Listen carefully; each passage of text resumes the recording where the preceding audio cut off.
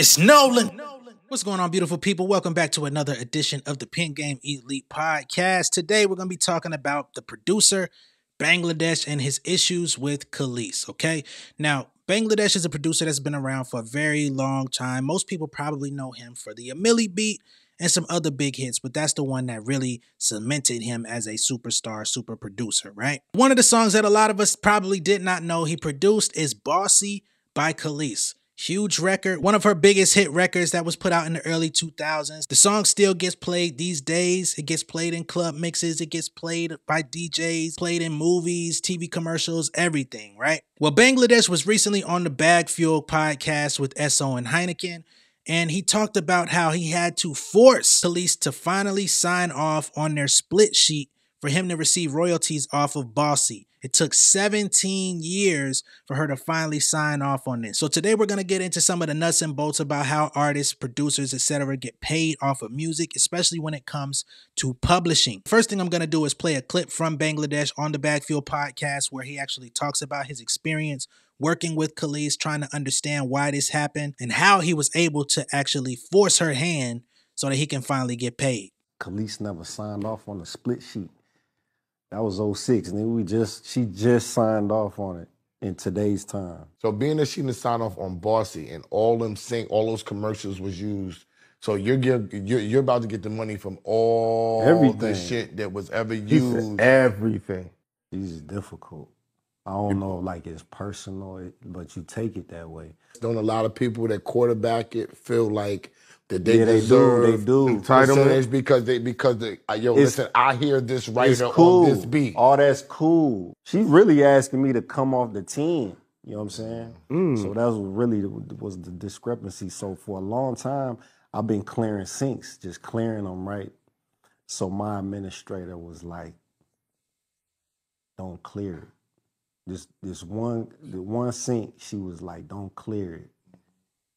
And it forced her to sign off because she wanted that money. You know, what's interesting to me before we even get into the specifics of the story is that this same thing that Bangladesh is saying about Kelis is what Kelis has been saying about Pharrell. She's been going for 20 years complaining about Pharrell and Star Trek Entertainment, saying that they cut her out of the publishing for those albums they produced for her. She hasn't been getting royalties on the back end for none of the sales and none of the whatever those songs are doing. I think Milkshake is her biggest record, period. It gets used in TV shows, film, TV commercials, etc. She doesn't have any publishing on that record because I don't know what happened, but she says that they are evil. She splits away from Star Trek, Pharrell and them, finds new producers, creates a whole new album, creates a whole new lane for herself, you know what I'm saying, reinventing herself, making her reintroduction into the music industry.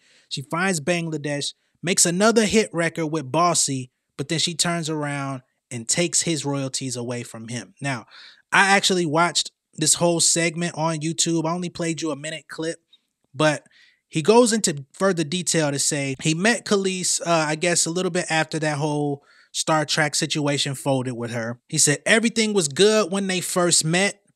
The vibe was good. The studio sessions were going smooth. They had a pretty decent relationship, you know what I'm saying, as far as producer-artist. He said after a few sessions, she started coming in with bad attitude, start coming in, you know, almost acting like a completely different person. He says it's almost like the equivalent to someone bipolar. He said at one point she even started asking him what other records he was producing, like, oh, what else you got out, you know what I'm saying? Basically positioning it to him as if he needed her in order to blow up. Like, oh, if you ain't got no other popping records out, this all you got?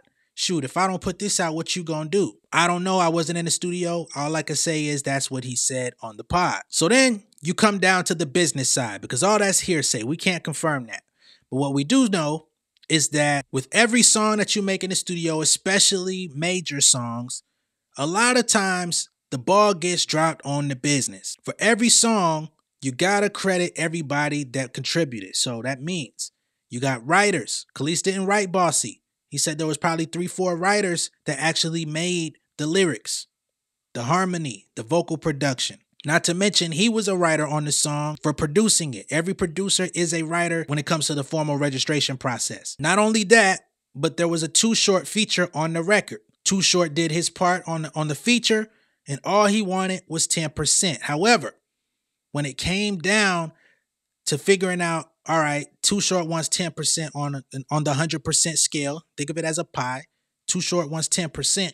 Now all of the other writers and contributors, the producers, are trying to figure out what their share is going to be, right? Because typically writers and producers split 50-50, right? Being that Kelis did not write the record, but she quarterbacked it, as he said, that was his exact word, basically stating she had the idea.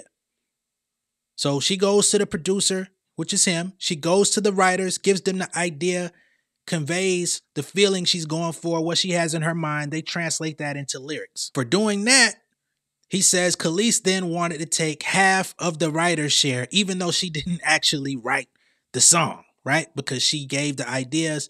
If she wouldn't have gave them the ideas, she feels like they wouldn't have made the record what it is, and she had to go perform it. There's a lot of artists in the industry that don't touch a pen. They're not in their memo apps writing none of this. They're not in their voice notes recording ideas, laying stuff down. Some of these people are literally getting records handcrafted for them with them in mind, and then they come around and take the percentage from the producers and writers, basically cutting them out. So Bangladesh says in order to cover the 10% that Too Short is asking for, she basically wanted Bangladesh to come off 10% from his writing credit. I'm guessing at that point, him and his team actually declined to do that, or they were still trying to negotiate and figure out how to make it make sense. So the split sheet for Bossy was never officially signed and sealed. What does that mean? That means nobody's been getting any publishing money off of this record for 17 years. It's actually pretty insane. This record is huge. It's been out 17 years. I mean, some of y'all listening and watching this right now probably got kids the age of this song. One might ask, well, how has Kelis been getting paid? According to Bangladesh, she's been getting paid off of sync usage. Because again, I said, Bossy gets used in TV commercials, advertisements, films. And for a mainstream artist, even though Kelis isn't the biggest artist, she's big enough to request 50,000 here, 100,000 here, perhaps even 350K for a sync. So she's getting paid off the master side of the song by just saying, if you want me to clear it to be used, you got to pay me X amount of money. And she's keeping all of it. That's how she's been making her money for the last 15 years, is through syncs and just taking all upfront money, forfeiting the publishing, forfeiting the back end. So one day, recently, I guess probably this year, a new sync for Bossy came across the desk. Bangladesh takes it to his publishing administrator. They said, don't sign off on it. You've been signing off for 17 years, allowing her to get her check, allowing her to get paid, but you haven't been getting paid. Don't sign it. He takes his stance. He doesn't sign it. Kelis finally, after all these years, decides she wants to sign off on the split sheet so that everybody that actually contributed to that record can eat off of publishing, can eat off of royalties. So all those royalties that have accumulated over the last 17 years, they're now going to be retroactively paid out to those people, Bangladesh being one of them. Most likely, there's probably hundreds of thousands, if not millions of dollars, basically, that's going to be paid out to these people. Money that they could have been using, money that some of them probably needed for their kids, for homes, car notes, rent, whatever it is to fund their lifestyle. These people have been missing out on a hit record. And this stuff happens a lot to people because of these issues with the split sheets or not properly documenting who did what on a split sheet. All of these things can be dragged out. But sometimes it's not always the artist that does this. Sometimes it'll be the producer that's difficult and doesn't sign off on the split sheet, right? And everything gets held up, and then they might go and get a producer to remake the beat and cut you out completely. Like, there's a lot of different things that go on in this industry, man. It's not black and white, which is exactly why I found this story to be so interesting. Because as I stated in the beginning, this is exactly what she's been going at Pharrell and Chad and Star Trek Entertainment for. Said they cut her out of all of the royalties for her music. She been damn near broke, so she say. She had to go figure out other ways to get paid. And then once you get the opportunity to break free of your so-called oppressors, you turn around and do the same thing to your new crew. It makes absolutely no sense to me, man. Luckily for Bangladesh, he's gone on to produce other big records, other hit records. He seems to still live a very elaborate lifestyle.